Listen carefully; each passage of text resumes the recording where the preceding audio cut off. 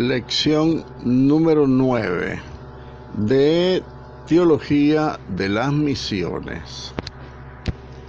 Oremos, oh Espíritu Santo, amor del Padre y del Hijo. Inspírame siempre en lo que debo pensar, lo que debo decir y cómo debo decirlo, lo que debo callar, cómo debo actuar, lo que debo hacer para gloria de Dios y bien de las almas y mi propia santificación.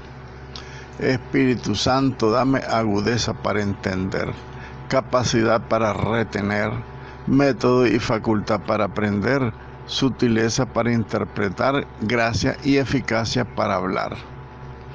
Dame acierto al empezar, dirección al progresar y perfección al acabar. Amén. Bienvenidos, queridos jóvenes y jovenazas, a nuestra clase número 9 de misionología. Hoy estaremos dando inicio, según nuestro documento, a el trabajo de Carl Müller y de Georg Burkle sobre el título de su libro La misión de la Iglesia. En una primera parte sistemática veremos algunos problemas y definiciones teológicos fundamentales. Vamos a dar inicio con el primer capítulo titulado El fundamento bíblico de la misión.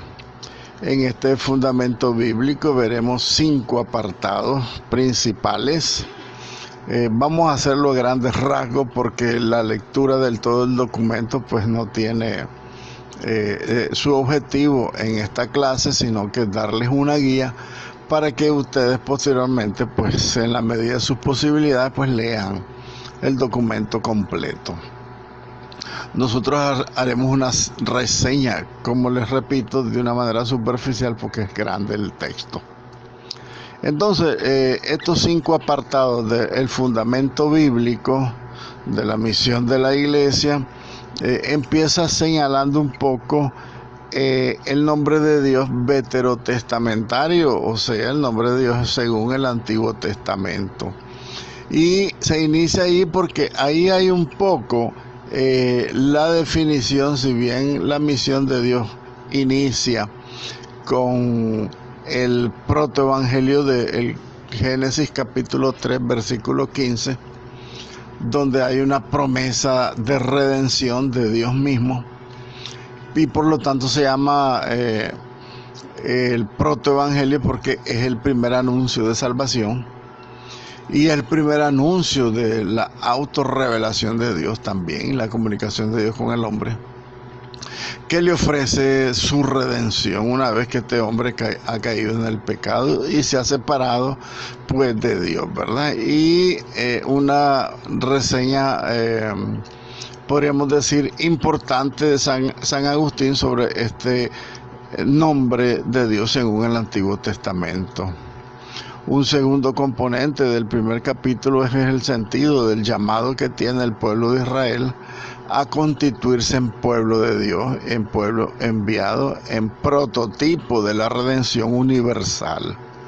Un tercer apartado es la superación del gueto, o sea, de la dificultad que tenía este pueblo de Israel para aceptar la universalidad salvífica de Dios y no esa exclusividad que ellos aún hoy se abrogan, ¿verdad? Que el Dios salvador del universo y creador en primer lugar de todo el universo y salvador del hombre, no es exclusividad pues de este pueblo de Israel, sino que ellos de alguna manera tienen que ir superando esta dificultad que al final de cuentas creo yo que hoy por hoy todavía no lo han superado porque no creen en la venida de Jesucristo.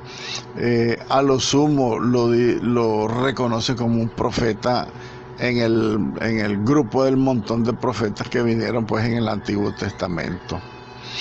Posteriormente a este fundamento bíblico, en un cuarto apartado, habla de la rama que nace del profeta Isaías, según las profecías mesiánicas pues, de Isaías, y lo liga directamente con el Nuevo Testamento, esa rama de la misión de Dios y el envío que tiene pues Dios a toda su iglesia para la misión evangelizadora.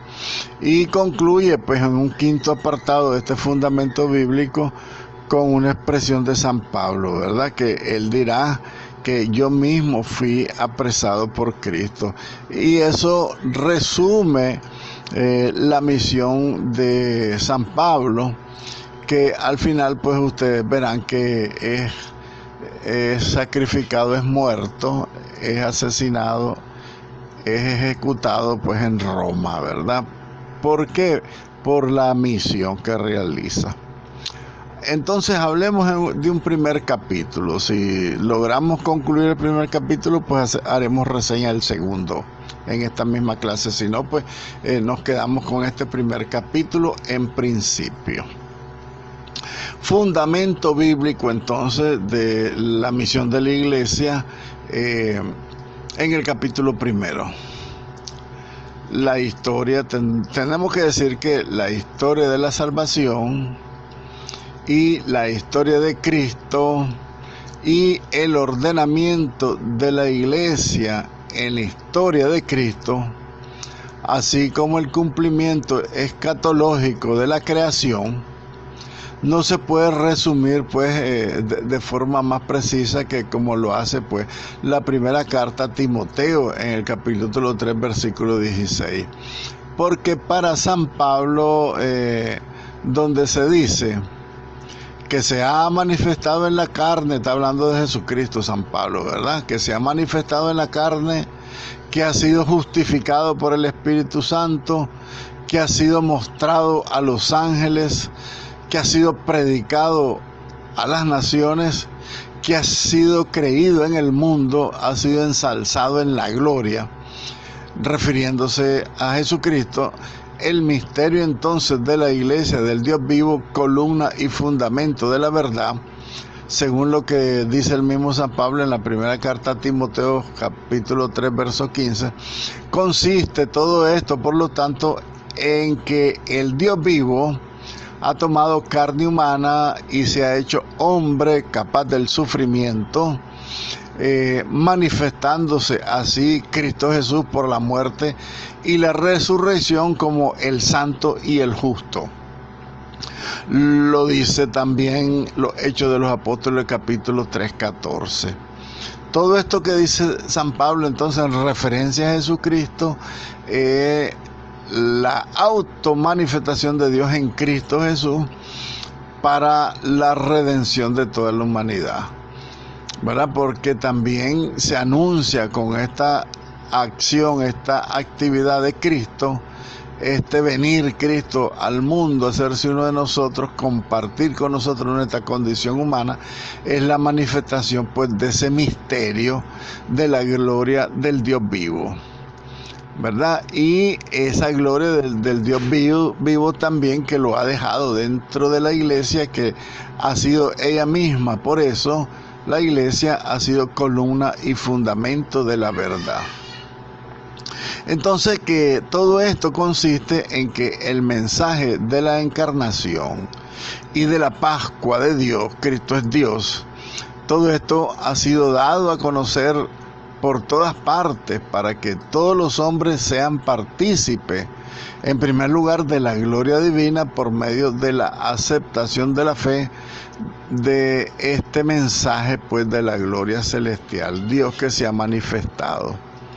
Dios se ha hecho presente, ha venido a vivir con nosotros, repito. Por eso la redención hay que tomarla en su sentido pleno y total a partir de la encarnación del Hijo de Dios, hasta su Pascua, o sea, su regreso al cielo. Eso en síntesis podríamos decir un poco el fundamento bíblico, que abarca pues todos los elementos que vamos a mencionar más adelante. El numeral 1 pues del primer capítulo, que habla del nombre de Dios, según el Veterotestamento, o sea, el Antiguo Testamento quiere decir, ¿verdad? El nombre de Dios veterotestamentario. Y es que en realidad el fundamento, según esta reflexión de San Agustín, el fundamento de toda la búsqueda de Dios en la humanidad y el contenido mismo de la inquietud existencial del corazón humano, San Agustín pues nos lo presenta en su libro de las Confesiones. Todo esto viene perfectamente expresado en la historia de la vocación de Moisés, dice San Agustín, cuando el elegido por Dios, Moisés, preguntó por el nombre del que lo había elegido y recibió esta contestación: yo soy el que soy, dice el libro del Éxodo capítulo 3:14. Y al mismo tiempo pues de esta revelación le dio Dios esta explicación: Yahvé, el Dios de vuestros padres, el Dios de Abraham, el Dios de Isaac y el Dios de Jacob, es el que me ha enviado a ustedes, dice el Éxodo. Este es mi nombre, le dice Dios a Moisés, este es mi nombre para siempre, y así me llamarán todas las generaciones. De manera semejante, pues el himno de San Pablo, este himno cristológico de la carta a los Colosenses, en el capítulo 1, los versos del 15 al 20, San Pablo destaca la centralidad de Jesucristo, ¿verdad? En toda la historia salvífica de la humanidad entera, no solamente del pueblo de Israel. Porque recuerden que San Pablo ya pues es misionero universal, ya no es solamente para el pueblo de Israel. Y dice el himno cristológico de San Pablo a los Colosenses: Él es el Dios preexistente, el creador de todas las cosas, la cabeza de la iglesia, el primogénito de los muertos, que ha establecido la paz por medio de la cruz en su sangre. Es un poco la revelación que tiene pues la importancia de este texto de San Pablo y su himno cristológico, ligándolo de una manera análoga con esta revelación que le hace Dios a Moisés entonces de su nombre, ¿no? El yo soy el que soy significa pues ese Dios que viene a revelarse. Fíjense bien que nosotros tenemos que coger todos los conceptos bíblicos que nos aparecen en el Antiguo Testamento y el Nuevo Testamento para diferentes temáticas, porque la referencia teológica a la Sagrada Escritura se repetirá, si ustedes quieren, en todos los contextos que se desarrolla la teología, ya sea en la escatología, en la cristología, en la misma mariología, en la moral cristiana, etcétera. En todos esos elementos, los mismos textos de la Sagrada Escritura te tienen que inducir a sacar las conclusiones de cada uno de los temas que se hace referencia pues en todas las clases de teología. En este caso, el nombre de Dios tomado en el sentido de la elección en primer lugar que hace Dios de Moisés. ¿Quién me ha elegido?, se preguntará Moisés. ¿Quién eres tú que me has elegido, que me has enviado al faraón a decirle tal y cual cosa? Entonces ahí se revela Dios a Moisés. Es como la primera, no tal vez la primera, sino una de las primeras revelaciones, autorrevelaciones que hace Dios de sí mismo. Y a esto es una misión Dei, la misión de Dios que sale del seno inmanente de la Santísima Trinidad para manifestarse a toda la humanidad. Muy bien, en el número 2 tendremos que hablar un poco, ustedes tendrán que leer por supuesto todo el contenido pues de todo de este primer temario sobre el nombre de Dios. Un segundo elemento entonces del primer capítulo, una vez que se habla fuertemente pues de la elección que hace Dios en primer lugar a Abraham. Recuerden que Abraham es llamado por Dios a una misión, a salir de su tierra y de su parentela para ir en camino hacia la tierra prometida. Porque Dios en Abraham se quería formar un pueblo. No solamente elegir un pueblo, sino formárselo él mismo. Porque si bien es cierto, ustedes saben que habían diferentes pueblos en el mundo en el tiempo de Abraham, Dios elige a Abraham único y exclusivo a él sin nadie más, sin familia y sin nada. Le dice: sal de tu tierra, deja todo lo que tienes, deja tu parentela, deja tu tierra y sal, porque yo voy a hacer de ti, le dice el Señor, un gran pueblo. Quiere decir que a partir de Moisés está la descendencia del pueblo de Israel. Entonces el pueblo de Israel no solamente es escogido, sino que es formado directamente por Dios en Abraham, su hijo Isaac, su hijo Jacob. Abraham, Isaac y Jacob, las tres primeras descendencias de los patriarcas, de los cuales pues Dios se forma un pueblo, el pueblo de Israel.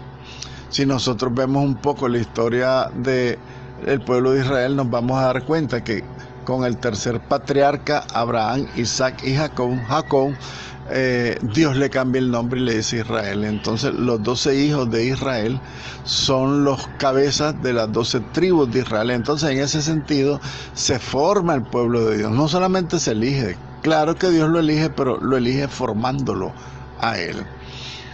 El sentido, entonces, analicemos el numeral 2, el sentido del llamamiento que hace Dios al pueblo de Israel.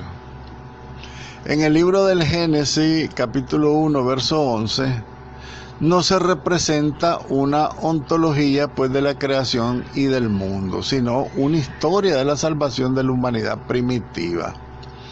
Porque los escritos del Antiguo Testamento no pretendieron ser ni historia ni filosofía, sino que los escritores del Antiguo Testamento lo que pretendían era revelar que ellos eran testigos de todas estas manifestaciones divinas de Dios, ¿verdad? Esta automanifestación, autorrevelación de Dios. Ellos entonces, los escritores del Antiguo Testamento, dan testimonio de la fidelidad de Dios ante las criaturas.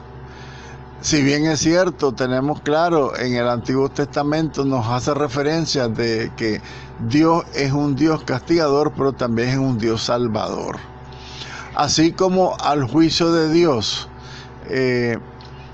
ante las criaturas que se realizó en el diluvio, fíjense bien, Dios es un Dios en el Antiguo Testamento, un Dios castigador, pero también salvador. Así entonces vemos cómo Dios llama al juicio que se realizó en el diluvio, le siguió el pacto con Moisés, y así también a la pérdida de la unidad del género humano por la Torre de Babel siguió también la llamada a Abraham, pero con claras referencias a toda la humanidad. En esta automanifestación divina, pues no solamente Dios se está revelando a personas concretas para ir a un pueblo concreto, se está manifestando en ellos a toda la humanidad. Entonces, los escritores del Antiguo Testamento dan testimonio de que Dios es castigador, pero que también es salvador. Que Dios realizó el diluvio, pero también hizo un pacto con Moisés.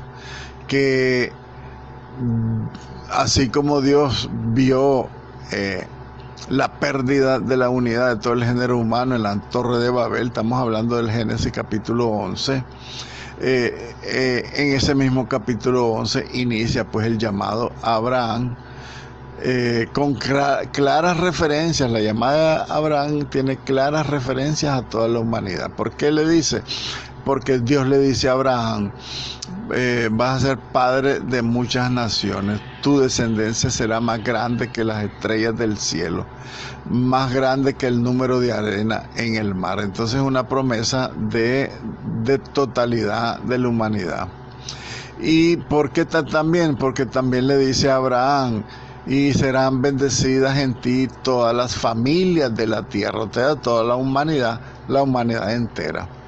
Entonces, la historia del pueblo de Israel, en este sentido, se convierte así en una continuación de la acción salvífica de Dios en favor de toditos los pueblos de la tierra.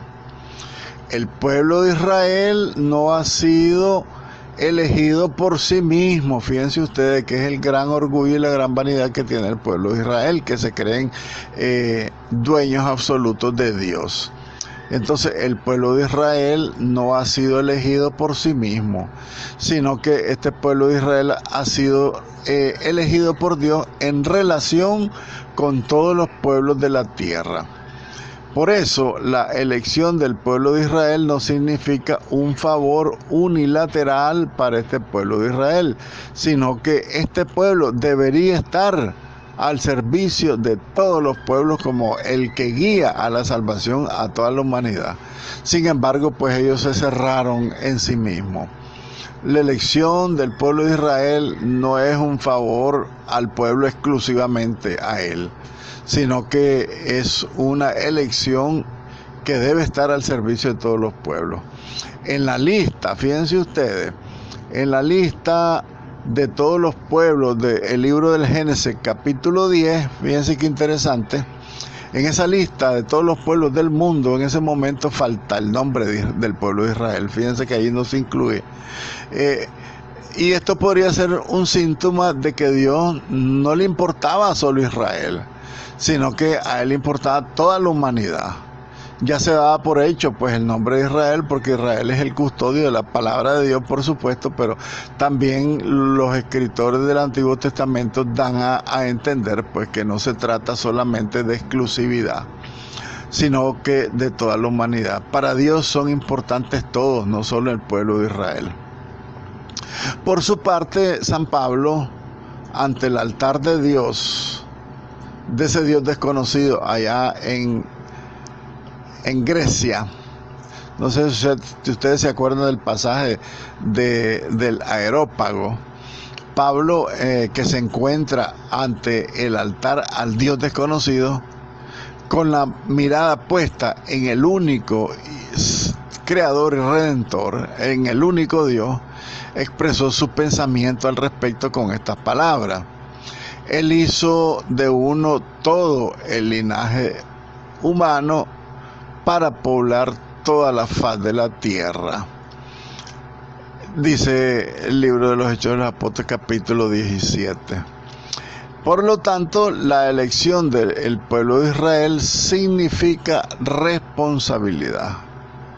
Pero, contrariado, dijo Dios a todas las autoridades de Israel. ¿Por qué? Porque Dios miró que el pueblo de Israel pensaban solo en ellos, que ellos eran los únicos elegidos. Y dice la reflexión de San Pablo, pues, de que Dios hizo de todos un pueblo, un solo linaje humano para poblar toda la tierra. Entonces, en este sentido, significa un acto de responsabilidad del pueblo de Israel, que ellos son los depositarios de la redención, pero que se tenía que dispensar a través de toda la humanidad. Entonces Dios, contrariado con este pueblo de Israel, con estas autoridades de Israel, les dijo: solo a vosotros os elegí yo de entre todas las estirpes de la tierra. Por eso he de hacer justicia de vuestra iniquidad, dice el profeta Amós en el capítulo 3, versículo 2. Repito lo que dijo Dios a estas autoridades del pueblo de Israel: solo a ustedes los escogí yo de entre las naciones, dentro de las estirpes de las naciones. Por eso haré justicia de sus iniquidades. ¿Por qué? Porque se cerraron pues a la gloria de Dios, se cerraron a la apertura universalista pues de la creación y de la redención misma. Entonces la función medidora del pueblo de Israel consiste en que ayude a realizar en el mundo la voluntad universal de Dios. Por eso nosotros tenemos que estar claros que el pueblo de Israel fue el testigo número uno de la redención, pero no exclusiva. Porque todo el proceso de la historia de la salvación en el Antiguo Testamento es una pedagogía divina utilizada por Dios para ir induciendo al pueblo de Israel a esa apertura escatológica universal, no exclusivista del pueblo de Israel, que fue el gran error. Si bien es cierto, se le reconoce al pueblo de Israel que fue el testigo número uno de las manifestaciones de Dios, porque fue únicamente el pueblo de Israel durante todo el Antiguo Testamento el que recibió las manifestaciones divinas. Pero siempre, fíjense ustedes pueden ver todos los profetas, todos los salmos, todos los libros de la sabiduría, hacen referencia a la universalidad salvífica de el Mesías prometido. Tenemos que hablar así del Mesías prometido porque todavía en el Antiguo Testamento no había venido, pues Jesucristo no había iniciado la plenitud de los tiempos en la cual pues Dios se manifestaría en su propia naturaleza humana, tomada de nuestra condición humana, siendo él de condición divina, pues anonadarse, rebajarse, como dice San Pablo, para venir pues a dar inicio de una manera concreta, ya definida, el establecimiento del reino de Dios en todo el mundo. Y esta manifestación pues en el pueblo de Israel, aparte de que era esencialmente ellos los beneficiarios de toda la revelación divina, de toda la manifestación divina, de todos los actos salvíficos de Dios, son realmente actos que ellos vivieron y que a lo mejor por eso pues se abrogan como exclusividad de Dios. El pueblo de Israel entonces es testigo, dice el profeta Isaías en el capítulo 43, aparece pues el pueblo de Israel como testigo en el juicio de Dios. Una parte en el juicio es Yahvé, otra parte en el juicio son los dioses de los pueblos paganos, ¿verdad? La ley de la existencia de Yahvé a ser el único Dios, el único Salvador, como revelará pues el Antiguo Testamento: yo soy Dios y también desde ahora lo soy, dice el profeta Isaías también en ese mismo versículo 43, a partir del versículo 12, ¿verdad? Entonces, en este sentido, los israelitas, el pueblo de Israel, todos los israelitas son llamados a testificar en este juicio a favor de Yahvé, según lo expresa el profeta Isaías 43. Mientras que los otros pueblos, testifican a favor de los otros dioses, de los dioses falsos. Entonces, en este litigio que debe acabar a favor de Yahvé, en este triunfo de este juicio contra los falsos dioses, él se ha manifestado en la historia del pueblo de Israel con claridad meridiana. ¿Por qué? Porque una claridad totalmente sin reclamos, sin ecuanón, sin ninguna debilidad para dudarla, ¿verdad? Dios se manifiesta de una manera plena y total, digámoslo así, por lo que puede decididamente animar al pueblo de Israel con estas palabras. Dice Yahvé: no lo anuncié yo antes y lo predije tomándolos a ustedes de testigos. ¿Acaso hay Dios fuera de mí? No hay roca, yo no la conozco, dice el profeta Isaías 44, refiriéndose a roca, pues que la verdad más sólida pues es la revelación divina. Dios entonces le dirá por esta manifestación con plena claridad: yo no los anuncié acaso a ustedes antes y los predije, tomándolos a ustedes mismos de testigo. ¿Acaso no hay Dios fuera de mí? ¿Acaso hay Dios fuera de mí? Dice Dios. Entonces eso ratifica entonces la profecía de Isaías, ¿verdad? Y la repulsa tan clara del politeísmo, Dios que rechaza y repudia el politeísmo, no la hubo hasta entonces en las Sagradas Escrituras, en esta referencia del profeta Isaías del 43, el capítulo 44 también. Una repulsa al politeísmo, que fue incluso este politeísmo, esta repulsión al politeísmo fue asumida también por el pueblo de Israel. Israel rechazaba a todos los falsos dioses, ¿verdad? Lo rechazaba. Y también a partir del profeta Isaías, el capítulo 55, podemos hablar de un oficio testifical del pueblo de Israel. O sea, hay un oficio misionero del pueblo de Israel. Del pueblo de Israel, de la descendencia también de David, he hecho un testimonio para las gentes, un jefe y maestro de los pueblos.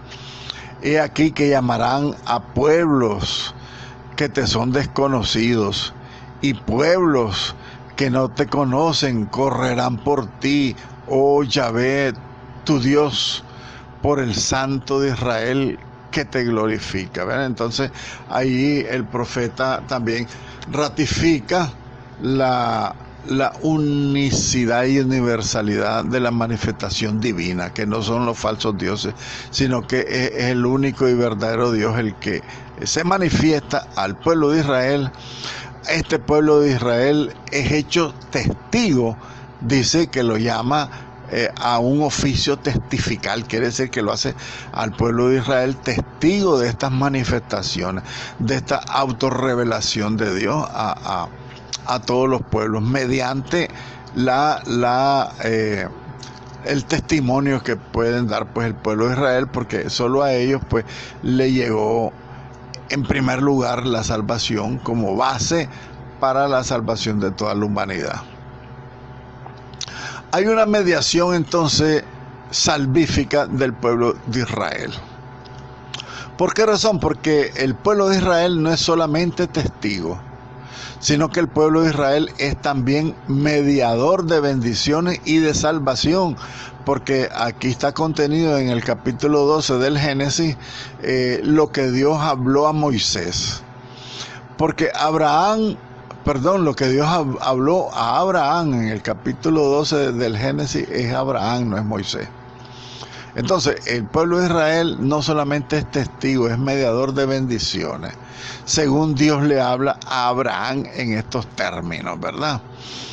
Dios habla a Abraham, Abraham recibe un encargo y a continuación recibe una promesa: nueva tierra y numerosa descendencia. Le dice Dios a Abraham: te bendeciré y engrandeceré tu nombre, que será una bendición.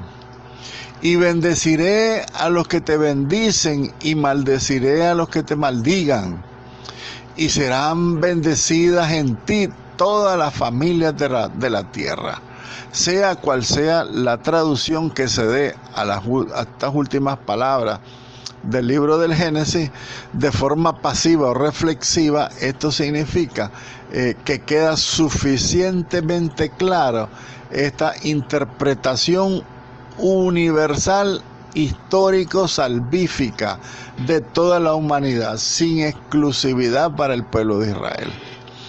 Allí donde se bendice en el nombre de Abraham, se da y se recibe realmente una bendición. Ahí donde se pronuncia en alta voz el nombre de Abraham pidiendo bendición, sobreabundará la bendición de Abraham y esta sobreabundancia no tiene límites, alcanza a todos los pueblos de la tierra, dice Westermann, un teólogo bíblico, ¿verdad? Ahora, en el capítulo 53 del mismo profeta Isaías, se condensa esta mediación salvífica del pueblo de Israel en la persona del siervo de Dios, el siervo de Yahvé. Recuerdan en el capítulo 53 que hay un cántico al siervo doliente, al siervo de Yahvé, al siervo de Dios. Entonces, en este capítulo se consolida, pues se condensa esta mediación salvífica del pueblo de Israel en la persona del siervo, porque el siervo de Dios es del pueblo de Israel. Y esto tiene que ser así para asombro de muchos pueblos, dice el profeta Isaías en el 52:15, un poco más atrás pues, del capítulo 53. Esta mediación salvífica del pueblo de Israel a partir del siervo de Yahvé, entonces asombró a muchos pueblos. Representándonos este siervo de Dios, cuando nos representa a todos, toma sobre sí y por nuestros pecados, toma sobre sí nuestros pecados, toma sobre sí todo desprecio, todo dolor, enfermedad, vejación y muerte.